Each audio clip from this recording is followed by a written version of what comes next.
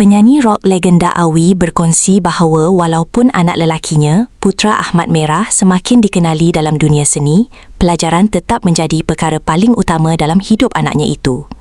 Menurut Awi, dia tak pernah menghalang minat Merah dalam bidang hiburan.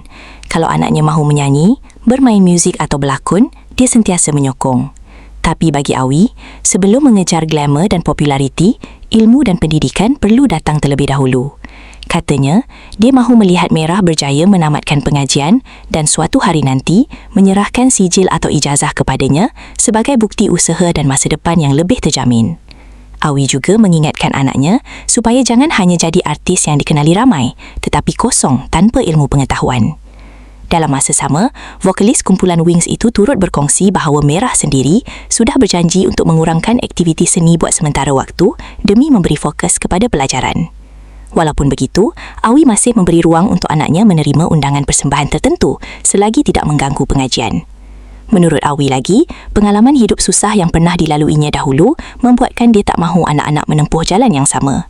Dia percaya dunia sekarang sudah berubah. Dalam zaman moden dan penuh teknologi, pendidikan menjadi perkara penting untuk memastikan seseorang lebih bersedia menghadapi masa depan. Bagi Awi, dia bukan memandang rendah kehidupan orang lain, tapi dia hanya mahu anak-anak menggunakan peluang yang ada sebaik mungkin sementara masih muda. Perkongsian itu membuat ramai kagum melihat cara Awi mendidik anak dengan seimbang antara minat, kerjaya dan pelajaran.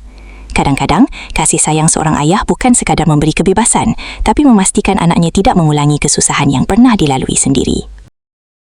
Terima kasih kerana menonton Chua Viral TV. Jangan lupa like, komen dan subscribe untuk terus dapatkan update terkini tentang dunia hiburan Malaysia. Jumpa lagi di video seterusnya. Stay tuned untuk lebih banyak kisah sensasi.